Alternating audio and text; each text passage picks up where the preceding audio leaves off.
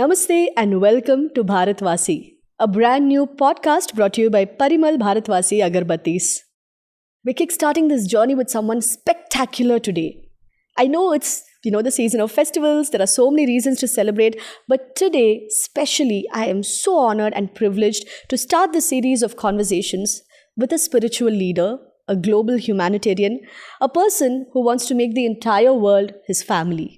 Absolutely honored and privileged to start off this series with Sadhguru Shri Madhusudan Sai. Namaste, Guru. Namaste.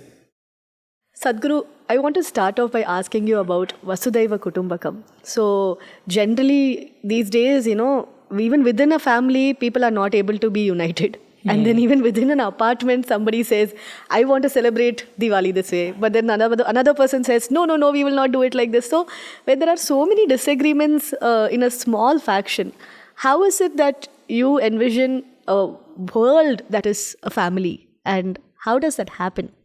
Yeah, I fully agree with you that even in a small family, there are disagreements. Now, 4 people can't decide what they're going to eat tonight or what they're going to purchase. Everybody has their own idea which holidays they want to go for and what they want to get for their house. So also in apartments, communities, countries and the world. I am not looking at the differences that cause these divides. I am looking at those things that can still unite us. Mm-hmm. See, as a family, we may disagree on certain things, but at the end, we don't abandon each other. Right. There might be some arguments, some debates, some disagreements, and one person's will prevails. And we agree, okay, this time we will go where you want, but next time we will go where I want. And we understand. And finally, we come to some kind of an understanding and settlement. So our idea is that differences will always be there because we are made differently. And that is the beauty. The variety is the beauty of the world. So all are made differently like a garden with their different flowers. But together we are a garden. Everybody contributes to it. Likewise, yes, there might be some arguments and differences, but at the end we don't want to abandon each other. We don't want to forsake each other. That is the idea of Vasudhaiva Kutumbakam, that we still manage to live together. How nice. Shuru mein dil garden ho gaya. Actually, I know that you are an MBA gold medalist. We learn so many things in MBA, scalability, and we learn about innovation. So, and then you also have a vision of giving, free nutrition, free healthcare. So how did it all come together? First, where did the spark begin? I studied at Puttaparthi at the institute which was set up by Bhagwan Sri Satya Sai Baba. So I did my MBA from there.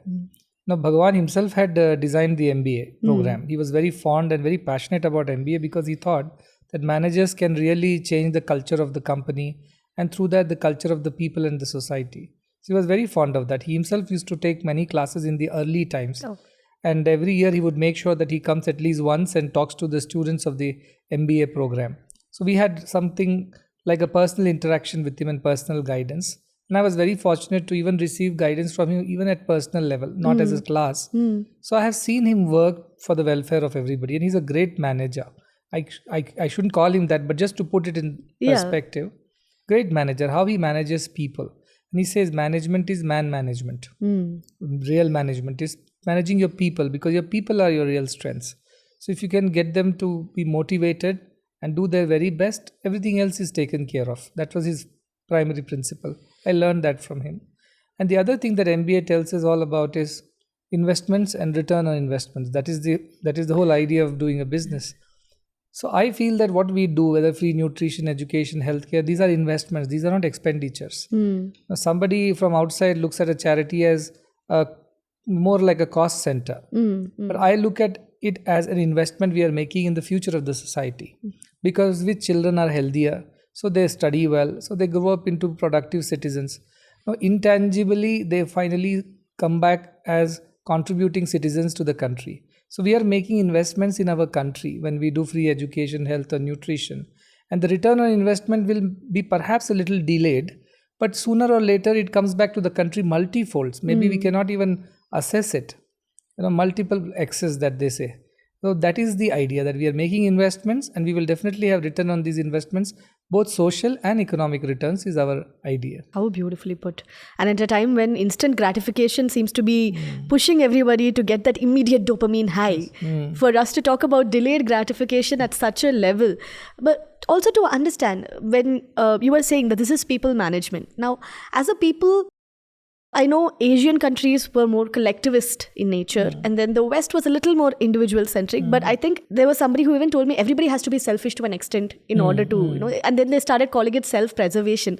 Now, when everyone's moving in that direction, how is it that you mobilize people to look at seva or as a state of mind? Yes, very nice question. I think you know a lot of MBA than I do, but yeah, I mean, people are the core of any organization, right? Processes, profits, all these things happen afterwards. And getting the like-minded people to your organization, choosing your right kind of people is the most important, crucial step in building a sustainable organization.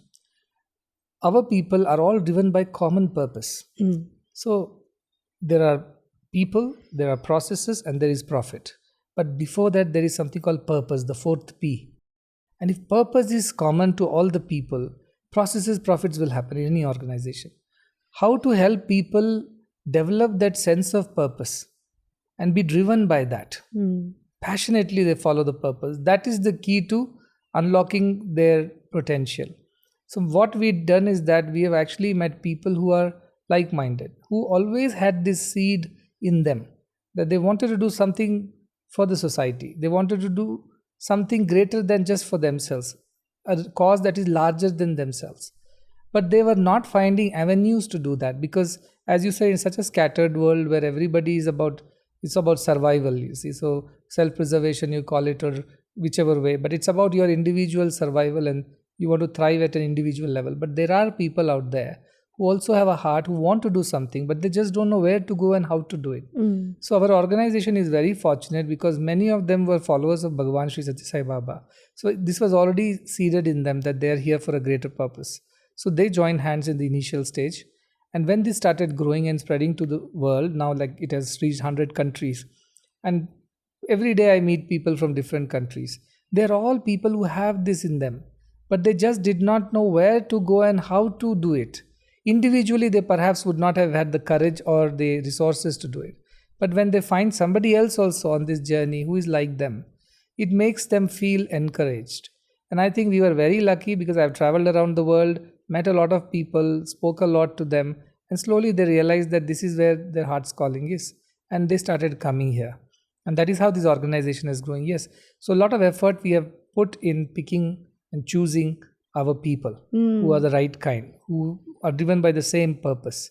Then everything else follows. Like you said, in a family, each person is different, but then you don't look at the differences, you look at the similarities. So maybe the joy of giving is that fundamental similarity. Yes, I think that is the similarity because they had it in them. They wanted to do more than for themselves.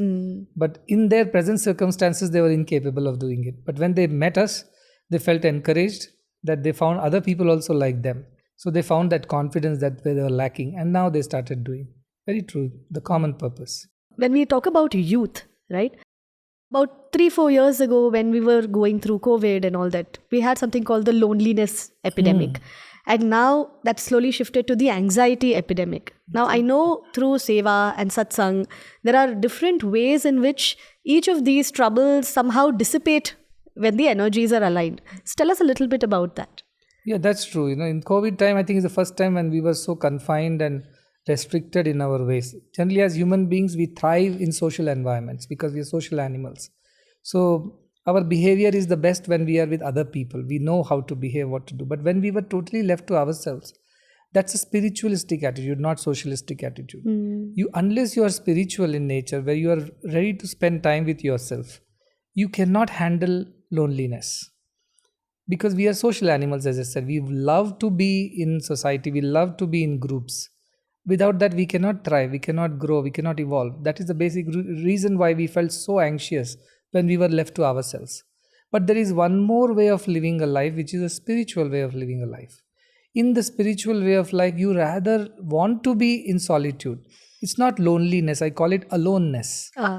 So it's a world of difference between the two. Loneliness is a negative feeling that you are left out, you're forsaken, abandoned, nobody is there for you.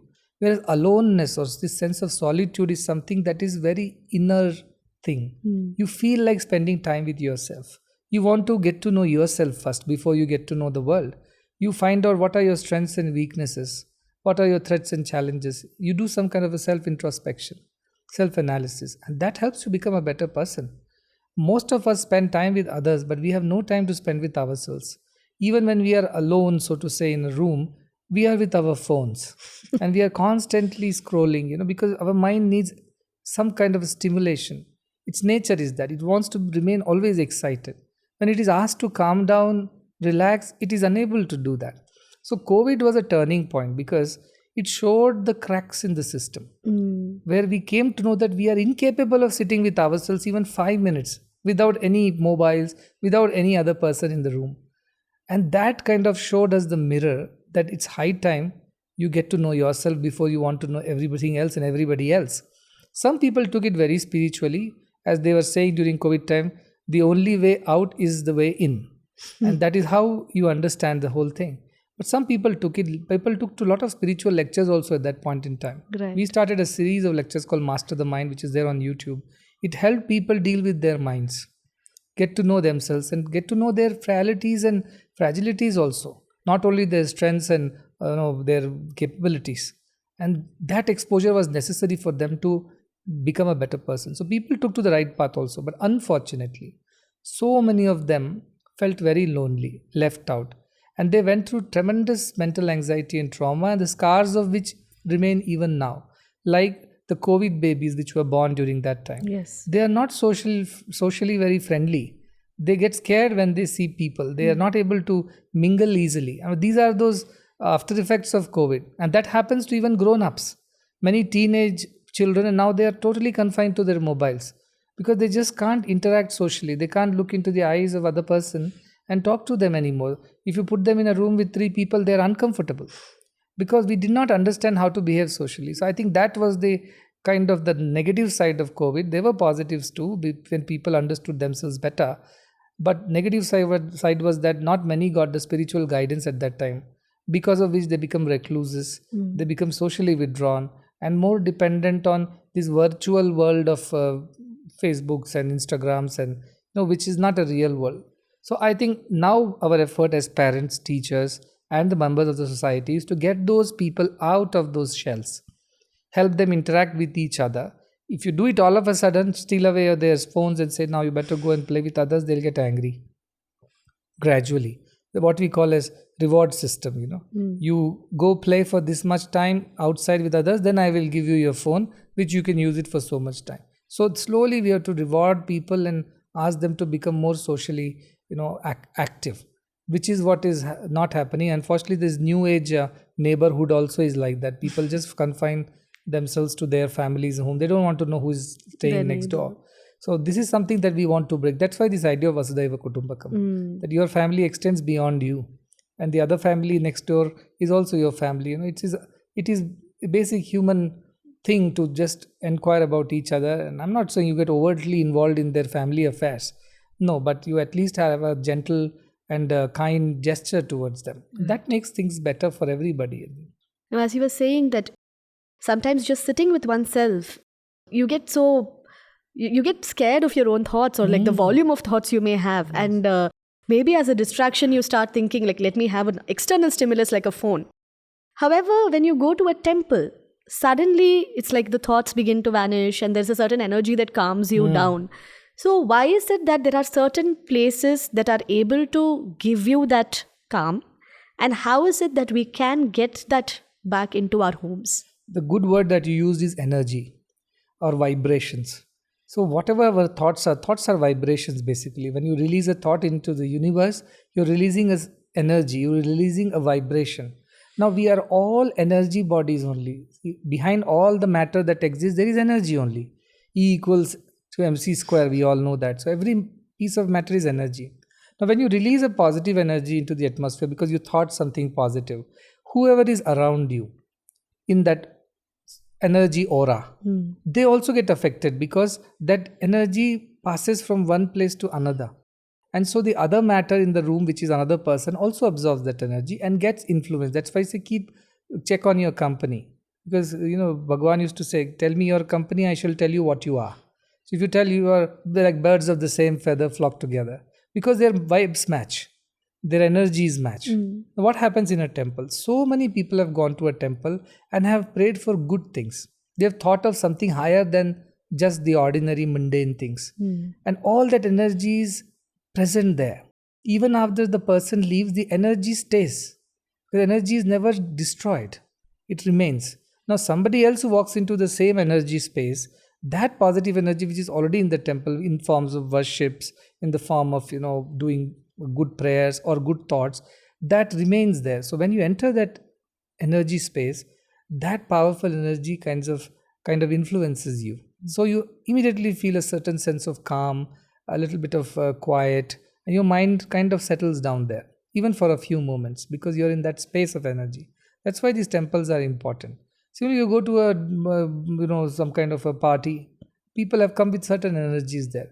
So you automatically get excited. Now, you can't sit in a party and try to contemplate and meditate. It is not possible because everybody around you is not like that. Right. So we human beings are very sensitive to energies and vibrations. There is a mechanism. If you get a little more deeper into the spiritual side of things, then you will know that the gross body, the physical body, the matter body is just one of it. But we also have subtler existence that gets affected by the thoughts and energies. So temples, that's why, are very influential, because the collective energy of hundreds and thousands of people over tens of decades, which is stored there, which never gets destroyed, that helps you to calm down and relax very quickly. And if I were to, say, embark upon making my home like a pocket of positive energy, what is it that I must do? You must create positive thoughts in your home. See, negative thoughts will naturally come to us. What if things go wrong? What if they don't work out the way we wanted? And maybe really they don't work out, and then we come with a lot of anxiety and things like that, and that we fill up the entire home with the same vibrations. And whoever lives in that home gets affected, even though he or she may not be directly involved in whatever happened. But since you come from the office and you carry all that negative load of energy with you, you just spread it in your home. And then what happens? Immediately everybody starts getting affected. They also feel the restlessness. So my suggestion is that first keep the home environment very positive. I know outside when you go and transact with the world, both positives and negatives will happen. It's a part of life. Some days will be good days, some days will be bad days. That is a part of life. But when you enter your home, please leave all those thoughts and energies and vibes behind. How do you do that?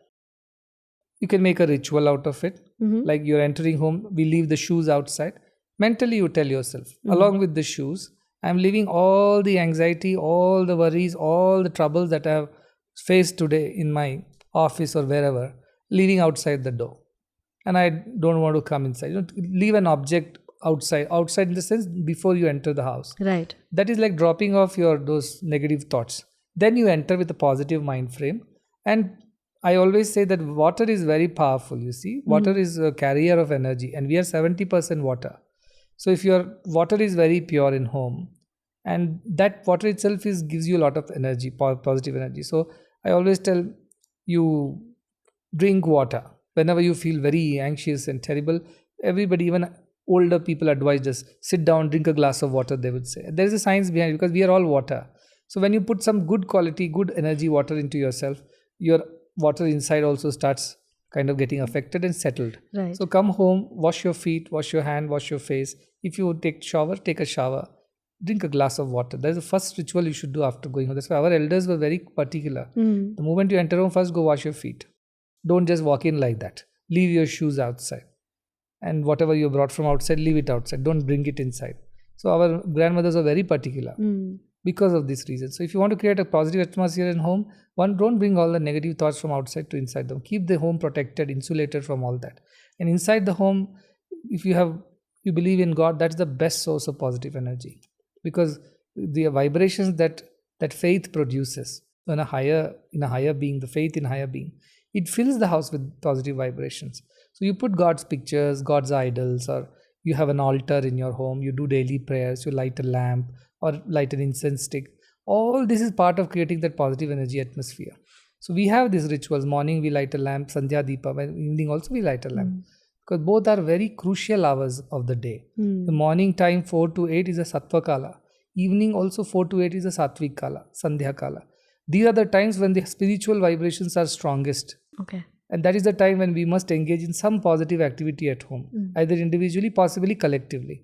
So I suggest that everybody at their home bring our people together once in a day to collectively pray. Individually, maybe in the morning you're too busy, everybody has different times to go. Okay, do individual prayer. But evening when everybody is back, at least once the family should sit down and do a little prayer together. It will create so much of positivity in the house. And all your negative, whatever you are there, get washed away.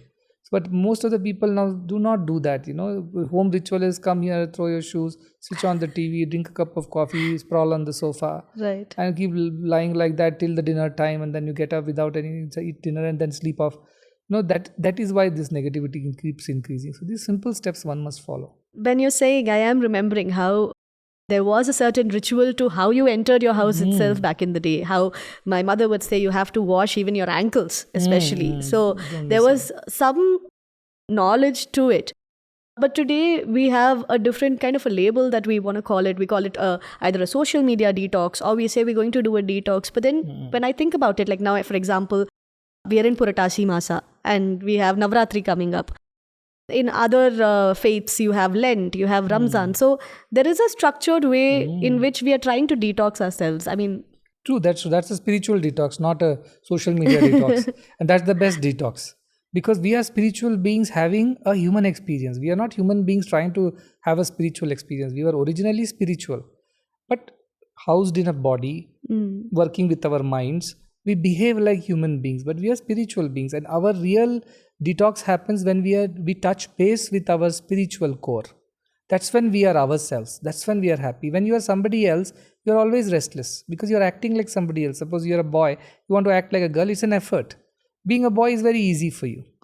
Likewise, being spiritual is the easiest thing for us. Being worldly is very difficult for us. So all these ideas, social detox parties and this and that, to relax and rejuvenate is an artificial idea, because we are, in our core, we are spiritual beings. And spirituality means touching base with your true self, which is peace, equanimity, calm. That is what your true nature is. Anything that is not your true nature. That is because of interactions with whatever the world outside. So every time you want to detox, you must go back to that core of yours, which is calmness, which is quiet, which is peace, which is equanimity. So how do you do that? No, naturally you have to withdraw everything from outside and go within. Your activities should stop. You must find a quiet corner, a peaceful place.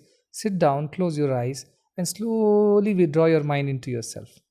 Relax your thoughts, calm your mind, and then you'll reach a deep state of, not a trance, but some kind of a peace within. If you experience this state even once in a day, it rejuvenates you, it re-energizes you. It's like you have plugged it in and you're charged now. And you're ready for the whole day. And these prayer sessions in the morning, evening that our people had made a ritual were these charging points, like you can say, during the day and evening. And once you experience that even once in a day, it gives you tremendous amount of energy to go back and do what you have got to do. But if you don't do that, you are like a gadget running on a low battery. You are already losing your patience, you're getting restless, you're getting frustrated with small things. All this happens because we don't go and touch base with our true spiritual core. So that little exercise is a must. And don't call it as a religious thing, because now I think anybody talks about religion, there is a no everywhere. Now, especially the younger generation, religion has done enough damage to the world. We do not want to believe in any religion. Now, I'm not saying you believe in a religion. You believe in this spiritual idea that you as a human being is originally a being that is full of peace, that is full of joy, that is full of equanimity. And I must experience that every day. If I don't experience that, I am not living my life. I'm living somebody else's life. So that is important, is what I'm saying. That anybody can do. You don't need to believe in a certain god or a ritual to do that. Sitting quiet and just closing your eyes and turning your attention within and trying to be peaceful, calm, relaxed, discarding your thoughts and emotions and finding that space inside you, which is you. That's something anybody can do. Since we're talking about, energies and, I want to understand what is the significance of Navaratri? Because I think that it is the lengthiest in terms of a celebration. Of course, it culminates on a particular day, but then there is something my Instagram is filled with people saying you have to wear 9 different colors on the 9 days of Navaratri, make 9 different sundals on the 9 days of Navaratri. So there's so much going on about Navaratri this season. Can you explain or decode to us what Navaratri really is? Yeah, actually we have 2 Navaratris, not one. Okay. One is a Chaitra Masam, we have a Chaitra Navaratri, and then we have Sharada Navaratri, we call it during this time. So we celebrate it twice in a year, not once. But this is a more popular one. I think somehow traditionally this has become more popular. Idea was to take that pause in the year when you go back to some of the spiritual activities, as you mentioned, by a structure, by a method, so that you just don't keep going and doing as your mind dictates. You find that necessary poise, you pause for a moment and take that moment to draw yourself within. Now, what Navaratri does specifically is that, yes, while there are colors to be worn and things like that, that all is coming from our some shastras, and different people follow different ritual. If you go to Gujarat, they'll follow some other pattern. Right. Bengal will follow another type of Navaratri. South will follow another. So let us not get too much into that. If it's possible for you, do it. If it's not possible, fine. But what it does, it keeps you busy. It does not allow your mind to get distracted and go back to its old ways. You are fast during Navaratri. The idea is that when you fast during these 9 days, you are basically trying to conquer your senses, your mind, your body's instincts. Food is a basic instinct, right? Hunger is a basic instinct. What are you trying to do when you're fasting? You're trying to tell your body, no, I can deal with you. I can deal with hunger. My mind over matter. That is what you're trying to achieve. That strengthens your mind. But if you do it on any other day, you have no real reason for it, you will quickly give up the fasting. Whereas on Navaratri, you'll say, I'm doing it for God. I'm doing for the goddess. I'm offering my gratitude. I'm praying to her. This is my way of doing it because the Shastras say so. So people fast like that, which is basically trying to conquer our lower instincts with the higher power of the mind, which helps us in all different ways also. Tomorrow, if you are in a difficult situation, you can quickly calm yourself down, control yourself, and let the mind think better. So these are some of the practices we have included. The other rituals like putting an idol or doing, goal, we do all these things. These are all some things which we have added on over a period of time. People have thought, okay, what else can we do? Let us do this. And somehow it became a part of it. Sometimes I tell a story to our children that many times we really don't have a real reason for why we do certain things. Like once it seems there was a homa happening in somebody's house, Satyanarayan Puja, let us say. And there was milk and other things kept. So there was a cat which was coming and always trying to drink the milk. So somebody told, get a basket and put it over the cat. So the cat wouldn't move. But the cat started moving, so they put a stone on top of the basket and said, now the cat is fine. Now what happened, it became a ritual that whenever you're doing Satyanarayana Puja, there should be a cat, a basket and a stone as a part of the whole ritual. So sometimes things get added on, Right. and people don't question it because questioning religious authority is a very dangerous thing, right? You can be called out, names, why you did this. So sometimes things have gotten on, like you do Golu or the Bommalu, we say in Andhra, you put all these things, invite everybody, display these things. And for children, it is a nice festive thing. You sing songs, you dance. Garba is done in Gujarat, but South we don't dance with Garba. We do our own rituals. So whatever they knew, they wanted to please the divine and also entertain themselves. So they kept on adding things. That's not, I always say, behind every ritual, what is spiritual, find that out. What is the purpose? One, as I mentioned, fasting helps us to gain control over our senses and the body. Two, Devi in our culture, in all cultures, like yin yang there is a male and a female energy, we say. So Devi in our culture is the energy that we use to conduct our daily activities. So there is 3 Shaktis we call Ichha Shakti, Jnana Shakti and Kriya Shakti. So these 3 goddesses represent that, and we divide into 3 days, each dedicated to one type of energy. What are we trying to tell ourselves? See, all these energy is divine. We can't waste it. If we waste this energy in pursuits that are not nice, which is what is happening all the time, right? We are entertaining ourselves with things that are not nice, that drains us of all our vitality and energy. So we respect that. No, this energy is helping us to act in the world, do what we can, do our duties. We cannot waste it. We must respect that because it is a goddess. In India, we do everything. If you touch a piece of paper, that is Saraswati, they say. Right. You cannot. See, it's not Saraswati, we all know. But this is the way we superimpose the idea of divinity on our day-to-day things so that we respect Everything nature, around respect us. everything around us. That is the idea. So when we say these 3 Devis, you're celebrating because we need the energy to function in this world. We need willpower. We need intelligence. We need competence, abilities in body, mind and spirit. So that is why we celebrate the Devis. There is no real, a physical entity sitting out there. But we have imagined it to be a motherly force because mother sustains us. Oh, So that is what Shiva becomes the father and the goddess becomes the mother. Mother sustains. So and also I think our ancient people were very clever. They knew that in a patriarchal society, women should get their respect and place. Only in India we see so many women goddesses. We don't see it in many other cultures. Maybe very ancient Greek cultures here and there we see some female gods. But otherwise, India is full of female gods. And I think that was one way our society was paying their tribute to the womanhood, which often gets ignored. I think that is another reason why Navaratri is celebrated, that we sort of wait and we kind of worship womanhood. Like we do Kannika Puja. We make all the girls sit and we offer them all kinds of worships. We believe that they're goddesses. I don't see that happening in any other culture. Somewhere our ancestors also knew that there is a possibility of women being otherwise of fragile, body and less powerful than male can get ignored and their contributions may not get recognized. So it is better that we make a ritual which will celebrate women and that will help us to respect them for what they are. So I think that also is the reason why Navaratri was designed to be celebrated in our culture. Right. How beautiful.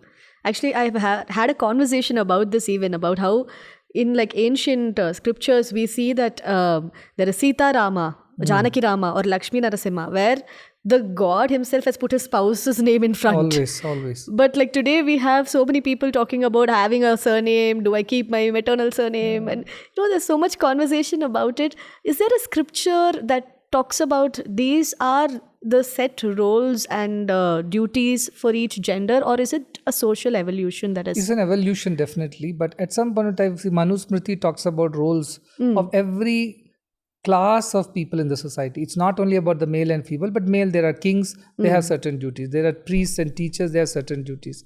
There is a class of business and tradesmen, they have certain duties. Like that, women have certain duties, men have certain duties. This has been defined, Manusmriti. But it's a very controversial scripture because most of the time people look at it as a very divisive and also very male-oriented, very, very masculine in its approach.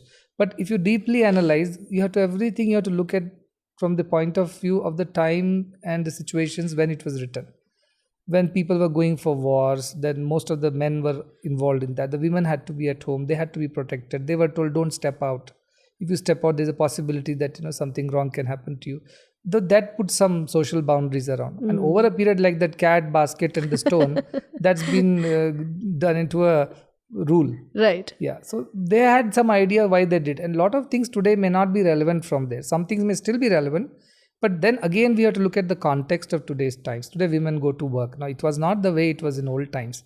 Women were always supposed to stay indoors because there could be enemies outside. And most of the tribes were warring. They had fights with loggerheads. Right. So that's why there were some protectionistic rules were made in those times. And early marriages were there because, lifespan was very short. So people lived for 35, 40 years. They died of diseases and wars. Within that, they had to sort of produce their children or raise a family. It's not like today when you can marry it even at 30, 35, it's okay.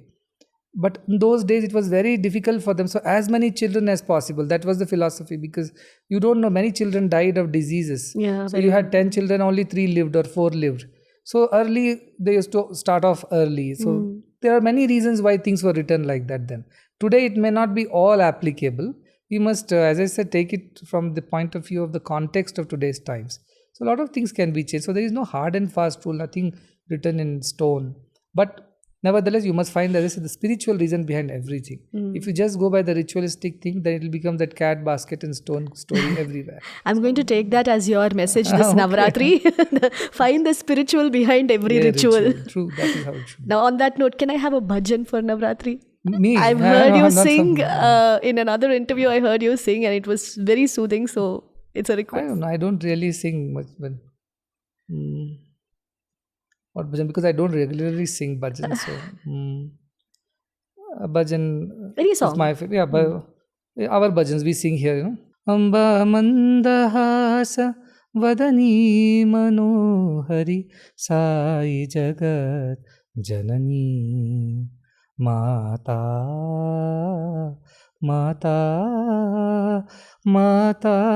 jagat janani shubhakarini sai jagan mata Amba pahi jagan mata, Amba mandahasa vadani manohari sai jagachani. Thank you so much. Thank you. So, we've been talking about seva, about youth, and about upcoming festivals. Where do you see each person, like for example, when we say there are certain things which are scalable, and then there are certain things which add up to, and measure to something, where the sum is more than, what, each person can do. In your own individual capacity, if you were to nudge somebody to do something, what is it that they can do? I think everybody has three of these things with them. Either they have time, money, or energy, right? When you are young, you have maybe less time, less money, but a lot of energy. So use your energy to help people. Go out, do things for them. When you're a little older, probably you have a little more time, little more money, but little less energy. Use your time and money to help people. You're experienced, you can talk to people, take online classes, anything that you can share with them. And if you have extra penny to spare, please go help those who are underprivileged. When you grow even older, probably you have no energy left, but you have plenty of time left on your side. It may not be so much of resources, but time. So use your age accordingly, and age appropriate seva you can do. As young people, you have energy, you have a lot of probably time on your side, whichever way, whatever is convenient to you. There is digital world now, nothing is impossible, right? You can sit here and take classes. A lot of these corporate people in Bangalore, they take classes for kids here, computer classes. Oh, yeah, because they that's what they can do. They can't travel all the way, but from their offices, from their homes, they can do. Many people do a lot of work for our trust at back-end work, sitting in their homes. Many housewives do it. Oh, how nice. Because they have only those 1 or 2 hours between the school, children go to school and come back. And they do that. So, if there is will, there is way. Manasidre marga. So you can find ways to do it. But I always say that as young people, when you have a lot of energy, physically you should go out and help people. As you grow older, physical involvement will be less. That time you can help with your experience, your time and resources, whatever extra you have. But if you really feel like you must do. I keep telling that like CSR, there should be ISR, individual social responsibility, that everybody is responsible to some good. And I always tell that day is a wasted day when you haven't done some selfless good to somebody. It could be just opening a door for somebody who is coming after you. It could be just giving your seat to somebody who is standing for a long time. It could be just being nice and greeting somebody, when somebody is not in a good mood. Anything. Whenever you have thought of someone, even in very small, minuscule little way, which is selfless, you have done good for the day and your day is well spent. But if you don't consciously do it, it won't become your habit. It won't become your second nature. You have to consciously do in the beginning. That did I do something good today? You have to ask yourself before you go to sleep. And that good will become a habit over a period of time. So without knowing, you will be opening doors for others. You will be giving seats to others. You will be smiling at others. Or you might be just going and asking somebody, can I share any problem that you have?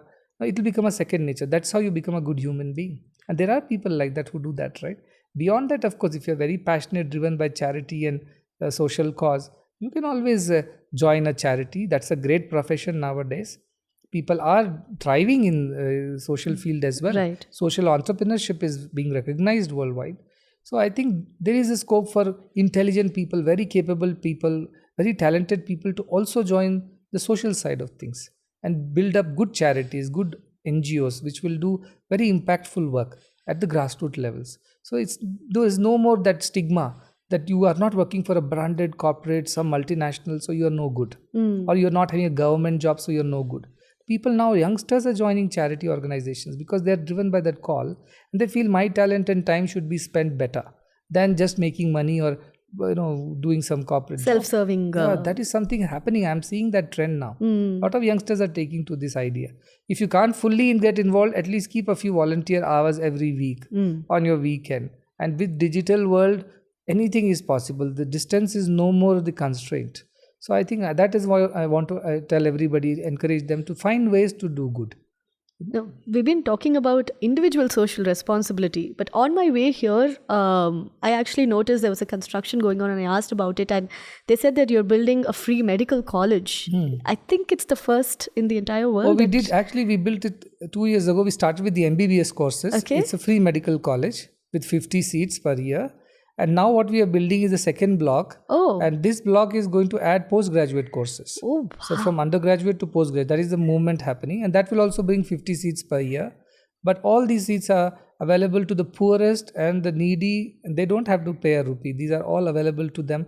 But they have to qualify through the NEET exam. okay. Yeah, because that is a minimal criteria. And after that, based on your ranks and all, your seats are allotted. And we give 100% scholarships to all the children. If they need any help, more than that, we do. Their residences, hostels are free, their food is free, their even laptops, their uniforms, books, periodicals, everything is free. There's nothing charged. We just want them to come in one pair of dress and become good doctors. The only thing we ask in return is please serve the society. Just don't go and join an urban corporate healthcare setup where Right. you can only do for a few people. We want to uplift the rural communities. So generally rural children are joining us. And we are hoping that they will go back and serve in rural communities after their graduation. And now they have post-graduation too, so they can become specialists. But Specialists. specialists are not there in rural areas. General physicians, you get it. But for specialist service, they have to come to the city. And that's very difficult and unaffordable for many people in India. Right. So this will probably, the new college postgraduate center will help the rural communities. That is phenomenal. That there are 50 children who are actually passing out year on year Yes. with that credibility is phenomenal. When we're talking about free education, and then you were saying there's free nutrition. So I know that on a government school level as well, there is a lot of initiative that is happening. Absolutely, yes. We started a program first on nutrition, actually. That is the largest program that we are running. We serve 1 crore children across the country, around 25 states and 4 union territories, through a program called Annapurna. Now, this ensures that every child who is coming to school does not come hungry. So, if hungry child cannot learn, you see, that the first meal of the morning is most important. Breakfast is the most important meal. So, we give them a very nutritious ragi-based drink. Okay. It's a multi-nutrient, it's got a health mix. So it's based on ragi, which is good. It's millets. It stays in your stomach. It's very nutritious too.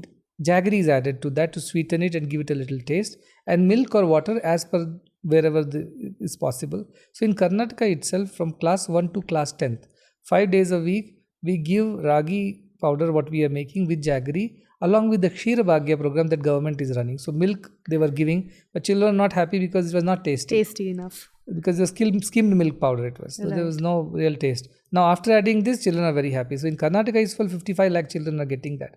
And across the country, 1 crore children are getting that. That was the first big initiative. Then we have educational institutions where we give free education from grade 6 all the way till university. We have a university, 3 university campuses. And all around 3,000 children are studying in 28 different campuses, including universities. And all of them get free education. So you just come in 6th class in a pair of clothes. You don't need to bring even a brush or a comb or a soap or a paste, nothing. Just walk in. If you're selected, you study all the way, you can finish your PhD. And you can even join the university or any of our educational institutions for your employment. So employment is literally guaranteed for these kids. And then we, of course, medical college, nursing, paramedical courses are also there alongside. Then we also give scholarships to government school going children who are very needy. After COVID, we saw there was a huge dropout, especially at primary and secondary level. Right. So to encourage children to go back to schools, we started giving them a scholarship. It's called Bharat Rashtra Nirman Vidyarthi Nidhi. This is done along with a wing of RSS called Rashtriya Seva Bharati, which is the volunteer wing. So we have around 8,000 children in Karnataka who are given scholarship from 300 rupees all the way to 600 rupees per month.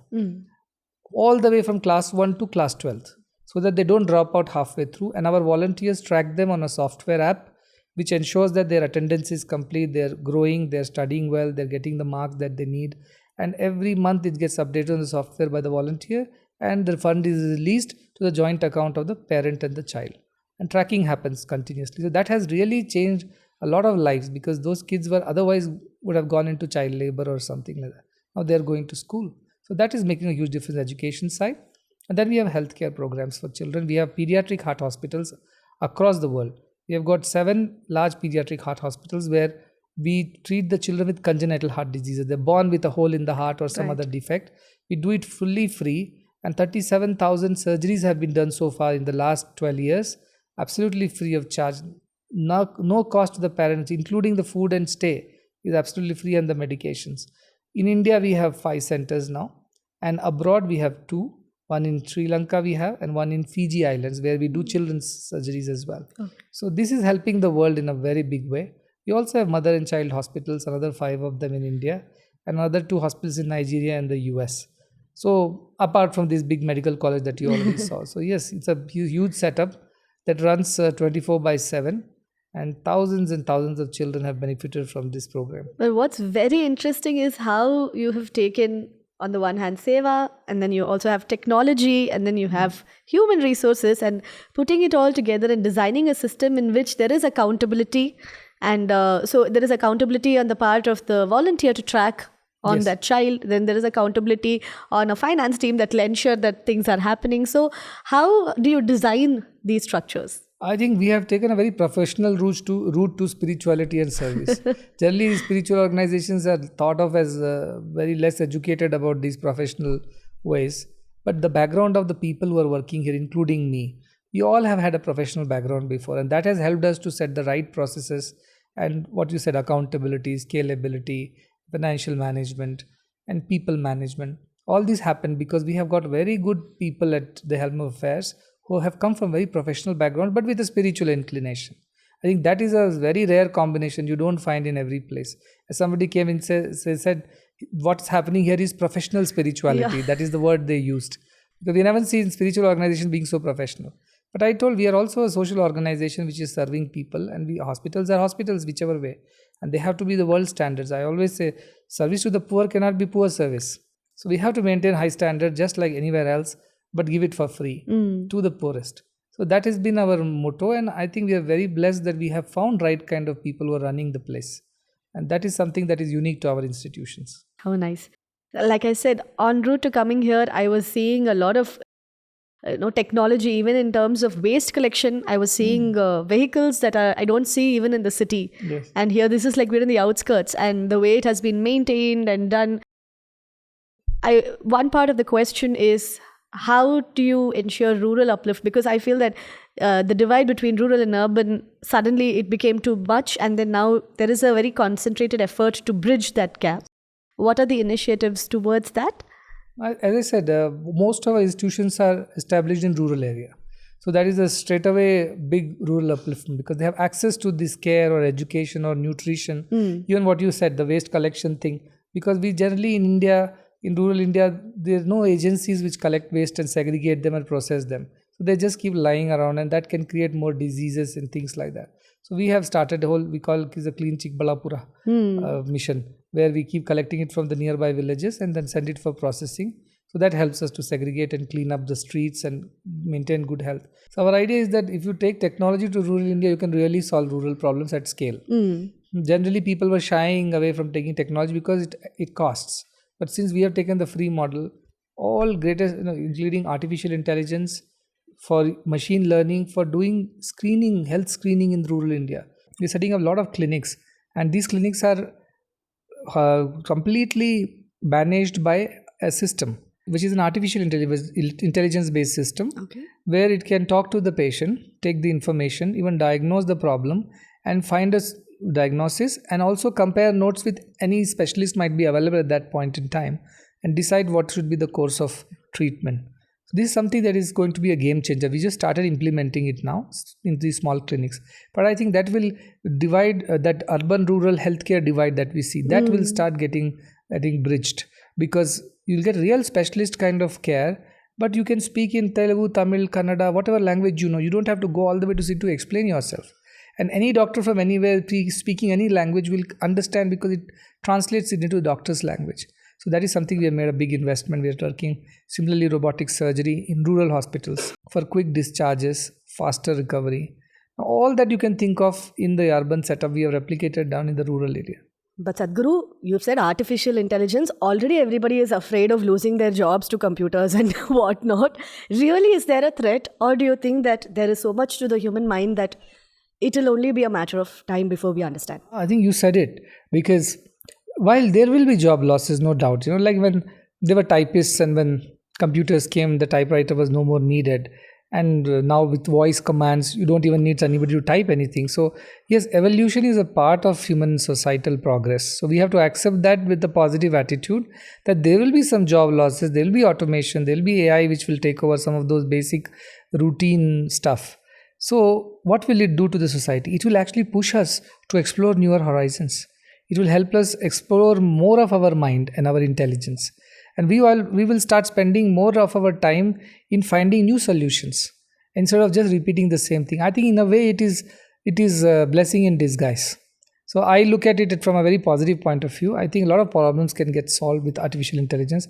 We should embrace it and not be afraid of it, and upskill ourselves and challenge ourselves to do the next thing. So there you have it. No need to get anxious. No need to worry if your job is safe or not. Honestly speaking, it's been a fantastic, 1 hour that we've had with you, Sadhguru. Thank you so much, Sadhguru, for giving us your time.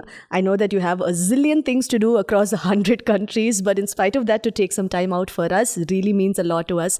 And we are thoroughly delighted and privileged to kickstart Bharat Vasi, the podcast, with you. We need your blessings going forward on this journey. No, I'm very glad that I'm told that I was the first to get interviewed this way. I'm very happy, and I wish Bharat Vasi all the very best for their future endeavors. I hope you bring such stories of hope, positivity, resilience, creativity, and constructive efforts to build a better society to the people, your audience, and I wish them all very well. Thank you. Thank you. Namaste.